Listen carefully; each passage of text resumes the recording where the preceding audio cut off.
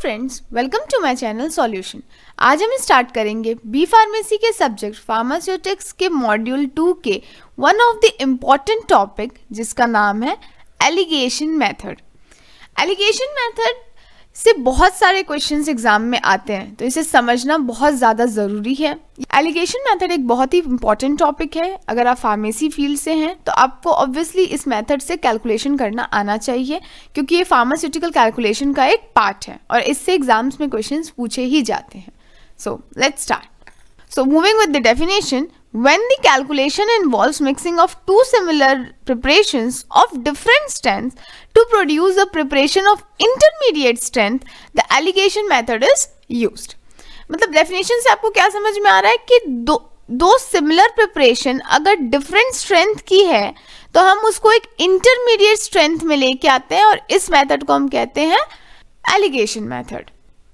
जैसे आप example ले लीजिए, अगर हम किसी शॉप में दाल खरीदने जा रहे हैं, ठीक है, तो अब एक दाल को दाम दे दीजिए ए, एक दाल को दे दीजिए बी। ये दोनों दाल डिफरेंट क्वालिटीज़ के हैं, ठीक है। ये वाली जो दाल है वो है 90 रुपीज़ पर केजी, ठीक, और ये वाली जो दाल है वो है 40 रुपीज़ पर केजी, ठीक है।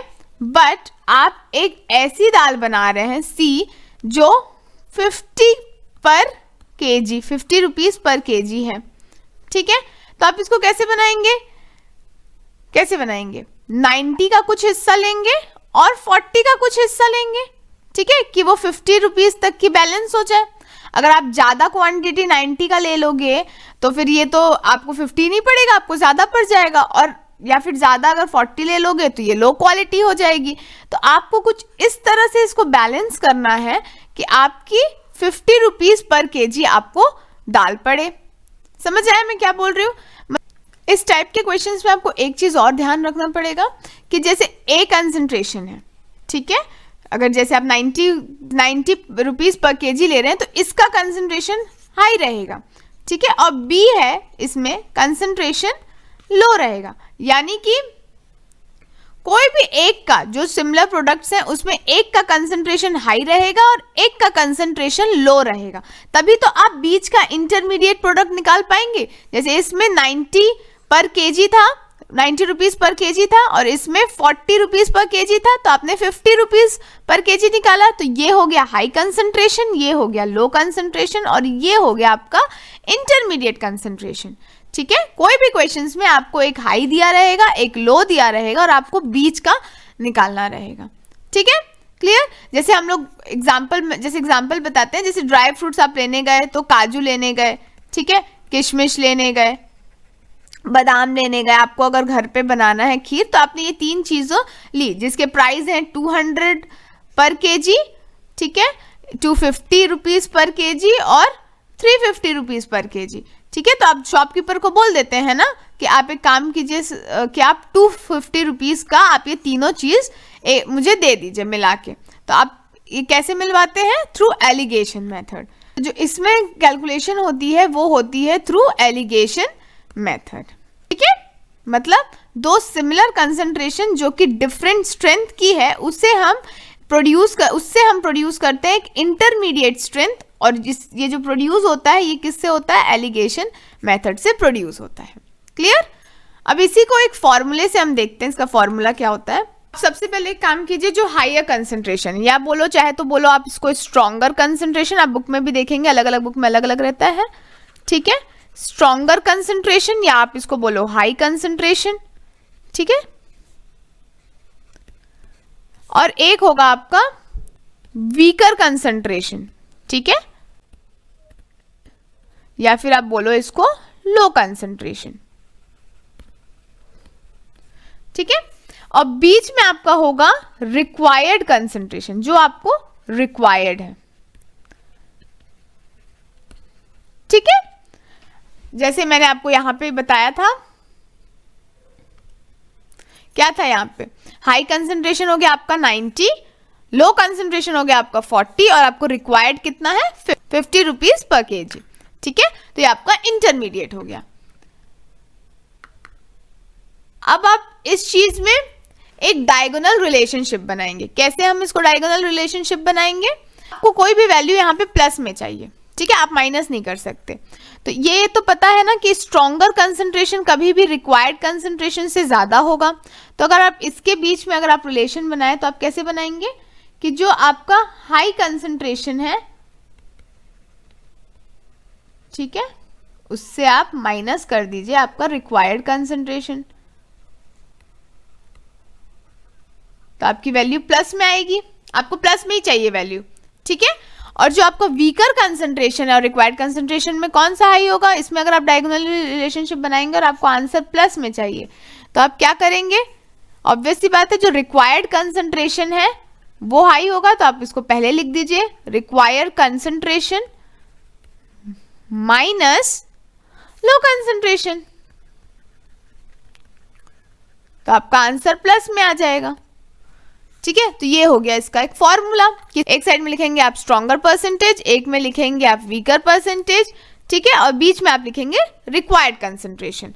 अब स्ट्रॉन्गर से आप रिक्वायर्ड को माइनस कर देंगे तो आपका एक वैल्यू आ जाएगा, आपका पार्ट्स आ जाएगा, कितने पार्ट्स आपको लगेंगे, और रिक्वायर्ड कंसंट्रेशन से आप वीकर कंसंट्रेशन को माइनस कर देंगे तो आपका आंसर पार्ट्स में आ जाएगा कि आपको वीकर कंसंट्रेशन में कितने पार्ट्स चाहिए, ठीक है। आप इसको नाम दे दीजिए ए पार्ट, इसको नाम दे दीजिए बी पार्ट। तो इसका मतलब जो भी वैल्यू आएगी इसकी, ठीक है, वो आपको इसमें मिलाना है, ठीक है, और जो भी वैल्यू आएगी बी पार्ट की उसको आपको लोअर कंसंट्रेशन में मिलाना है। ये हो गया आपका, ठीक है। मैं इसी का एग्जांपल लेके आपको समझाती हूँ। जैसे इसमें हाई कंसंट्रेशन क्या था 90, ठीक है, और लो कंसंट्रेशन कितना था 40, ठीक, और आपका रिक्वायर्ड कितना था या इंटरमीडिएट कितना था 50, ठीक है। तो अब मैंने आपको क्या बोला, आपको डायगोनली रिलेशनशिप बनाना पड़ेगा। तो इससे आप क्या करेंगे, higher concentration minus the intermediate या रिक्वायर्ड कंसंट्रेशन, तो 90 माइनस 50 करेंगे तो कितना आएगा आपका आंसर 40, ठीक। और इसमें आप क्या करेंगे 50 माइनस मतलब required concentration minus lower concentration minus 40, तो कितना आएगा आपका आंसर 10। इसको आप मान लीजिए ए और इसको मान लीजिए बी पार्ट। तो आपको 10 पार्ट्स मिलाने पड़ेंगे हाइयर कंसंट्रेशन में, तो आपका 50% बन जाएगा इंटरमीडिएट, ठीक है, और आपको 40 पार्ट्स मिलाने पड़ेंगे लोअर कंसंट्रेशन में, तो आपका इंटरमीडिएट बन जाएगा 50% का, आपका स्ट्रेंथ आ जाएगा, ठीक है। तो इस टाइप से आपको सॉल्यूशन करना है। तो मूविंग विद द न्यूमेरिकल्स हम एक दो और एग्जाम्पल देखते हैं, आपको और ज्यादा क्लियर होगा, ठीक है। इसमें आपसे पूछ रहा है how many part of 80% alcohol is to be mixed with how many parts of 10% alcohol to prepare 40% alcohol, ठीक है। तो मूविंग विद द फॉर्मूला क्या था आपका, हाई कंसंट्रेशन आपको पहले लिखना है, तो हाई कंसंट्रेशन है 80%, ठीक है, आप और लोअर कंसंट्रेशन कितना है 10%, ठीक है, और आपको प्रिपेयर कितना करना है यानी रिक्वायर्ड वॉल्यूम कितना है 40, ठीक है। तो आप डायगोनली रिलेशनशिप करेंगे तो यहाँ पे क्या आएगा 80 माइनस 40, ठीक है, और इसमें करेंगे तो आपको क्योंकि वैल्यू प्लस में चाहिए था तो लोअर कंसंट्रेशन में आप क्या करेंगे, रिक्वायर्ड कंसंट्रेशन से आप लोअर कंसंट्रेशन को माइनस कर देंगे, ठीक है। यही था ना फॉर्मूला में, यही था ना अभी फॉर्मूले में कि स्ट्रॉन्गर कंसंट्रेशन, रिक्वायर्ड कंसंट्रेशन और यहाँ पे वीकर कंसंट्रेशन।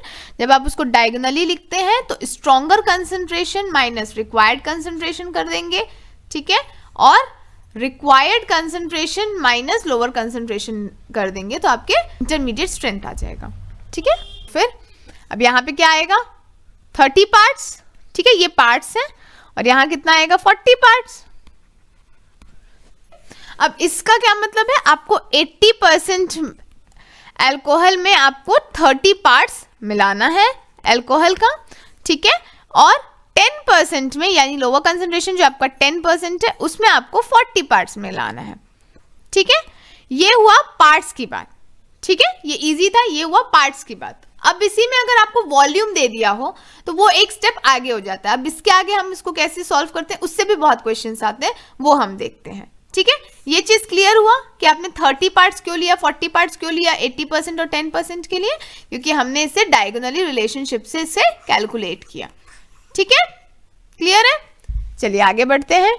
इसमें है, अब देखिए इस क्वेश्चन में आपको वॉल्यूम कैलकुलेट करना है, ठीक है। Calculate the volume of 95% required to prepare 600 ml में दिया है, देखिए, ऑफ 70% एल्कोहल फ्रॉम 40% एल्कोहल, ठीक है। और इससे पहले वाले क्वेश्चन में आपको दिया था, इससे पहले वाले क्वेश्चन में आपको दिया था पार्ट्स, ठीक है, इसमें कोई वॉल्यूम नहीं दिया था, ठीक है। अब आपको क्या कैलकुलेट करना है,